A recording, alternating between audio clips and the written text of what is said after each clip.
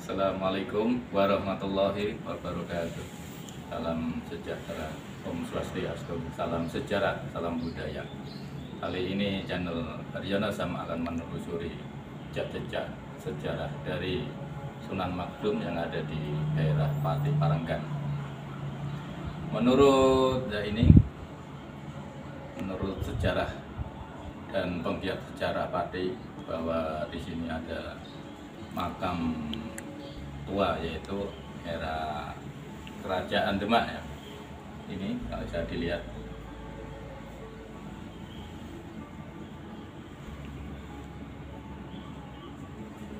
sekitarnya ada juga.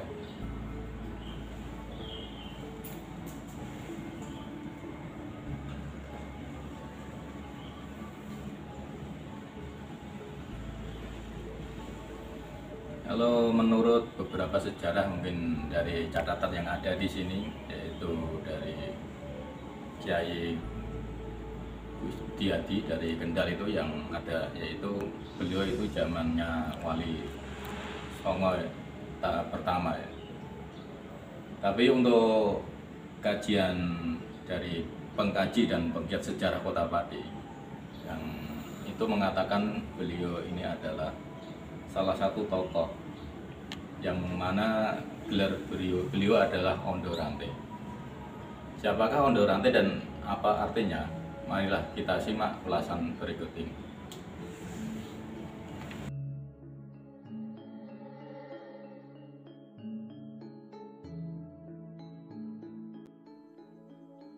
Lawa bubar, goblok dipangan dhewe. Angger mangsa surup ya lawa mesti bubar. Ucul kok kandange saperlu loro pangan. Suwe-suwe iso edan aku ngrasake wong Islam. Wong wedok ayu-ayu ndase ditaleni gombal. Sithik-sithik do raup, sithik-sithik do ijuk, ngeceh-ngeceh banyu. Itulah sepenggal naskah ketoprak yang melakonkan Ondorante Balelo, ujar Simbah Gyok, pengkaji serta penelusur sejarah Kota Pati. Selanjutnya Mbah Gyok dalam artikelnya yang dimuat di Samin News menuliskan, dalam pentas ketoprak Rogowongso dikemiri dengan lakon Ondorante Balelo memasuki babak yang cukup panas dan menegangkan di atas panggung maupun di bawah panggung. Di atas panggung terjadi perseteruan antara Ondorante dan Mbah Sunan Magdum. Di bawah panggung terjadi ketegangan juga karena di bawah panggung terjadi perseteruan yang sangat menegangkan antara dua kubu, yaitu salah satu ormas Islam dan dibantu oleh anak-anak GPM, Gerakan Pemuda Marhaen. Pemuda ormas Islam itu sangat jengkel dengan naskah ketoprak itu yang mengagungkan Ondorante serta melecehkan dan merendahkan Islam dan ulama. Yang disinyalir grup ketoprak itu adalah Lekra, lembaga kesenian rakyat sayap kiri dari Partai Komunis Indonesia. Dan malam itu, tepatnya bulan Desember 1958, malam yang jadi saksi gelap, saksi tragis, dan miris. Pemuda-pemuda ormas dan GPM sepakat untuk naik panggung, nyeret pemeran Ondorante. Muhammad Raub, sang komandan ormas itu, naik panggung, menjambak rambut Darman yang memerankan tokoh Ondorante sambil merebut mic corong. Lalu dia berbicara, "Kenal lo, yo aku iki muridé Sunan Magdum. Nek nggur nyembelih Ondorante gak perlu guruku, cukup murid paling goblok yo kui aku. Allahu Akbar, Allahu Akbar, Allahu Akbar." Seret, putuslah kepala Darman yang memerankan tokoh Ondorante. Itulah tragedi yang terjadi sebenarnya. Tapi ironisnya sampai sekarang lakon Ondo Rantai masih diyakini kebenarannya. Selanjutnya, apakah Ondo Rantai itu ada dan apa arti Ondo Rantai itu? Mari kita simak pembahasannya. Masih dalam tulisan Simbah Giok, beliau menuliskan tentang Ondo Rantai. Kisah awal Ondo Rantai yaitu dimulai dari Raden Wawangko. Beliaulah yang menjabat Ondo Rantai yang pertama.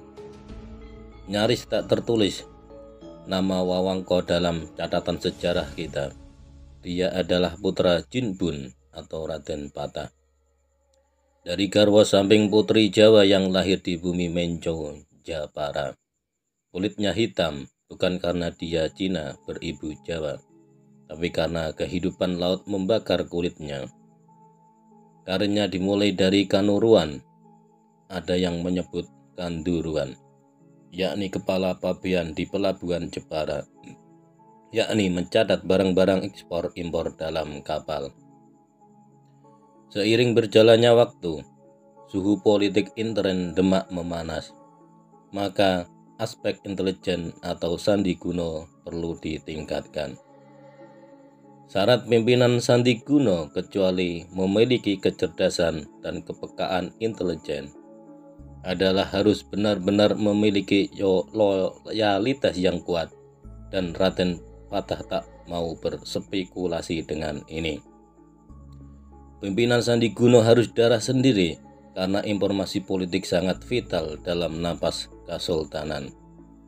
Patah melihat runtuhnya Mojopahit adalah karena lemahnya sandi kuno atau telik sandi, dan ini tak boleh terjadi di Demak.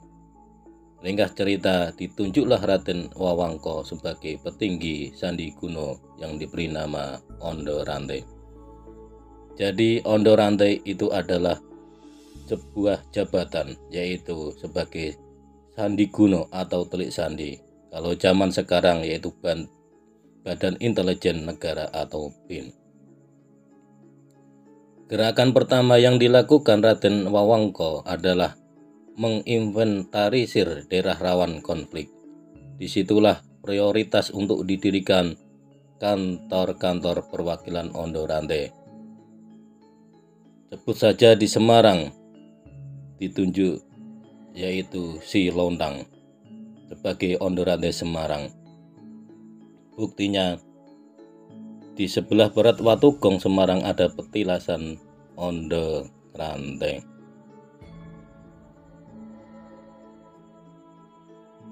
Untuk daerah Pati dipercayakan kepada Eyang Makdum. 5 bulan menjabat pimpinan Ondo Rantai, Eyang Makdum mendapat teguran dari Eyang Said Sandi Kusumo Astuti atau Sunan Kalijaga agar tinggalkan jabatan itu dan kembali berdakwah secara utuh tanpa embel-embel dunia. Maka tunjuklah Raden Sukmono sebagai pengganti beliau. Kenapa Ondo Rantai harus ada di Pati? Pati adalah wilayah strategis sejak zaman Mojopahit karena memiliki 2 aset penting. Pertama, kesuburan tanah seperti di Pati tak dimiliki oleh wilayah lainnya, hingga Mojopahit pun memberikan label Arga Kencana di bumi Trowelu. 2.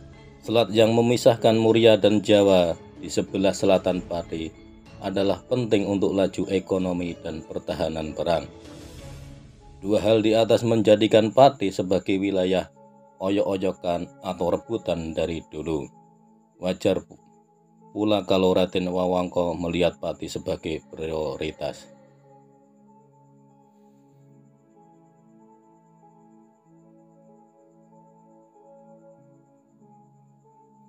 Sukmono beranjak sepuh, Eyang Makdum kapundhut.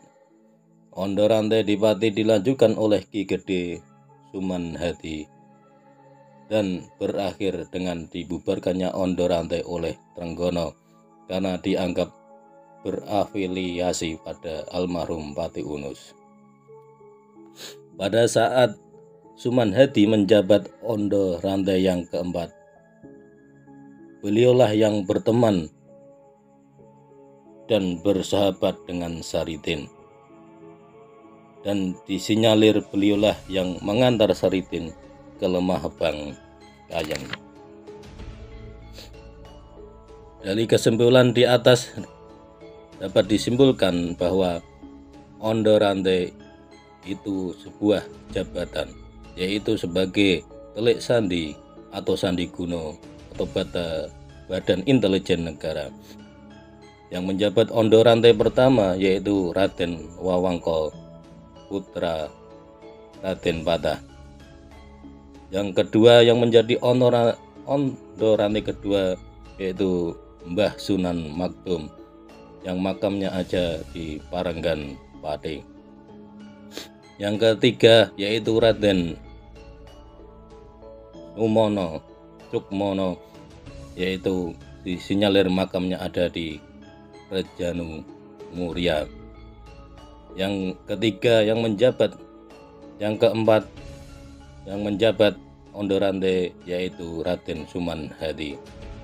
Pada era Suman Hadi inilah disinyalir sejaman seera dengan Mbah Saridin yang jejak-jejaknya ada di Lemah Bang Kayan. Itulah penelusuran dan pengajian tentang sejarah Mbah Maktum sebagai Ondo Rantai, Sandi Kuno Telik Sandi yang kedua. Salam sejarah, salam budaya, rahayu, rahayu, rahayu.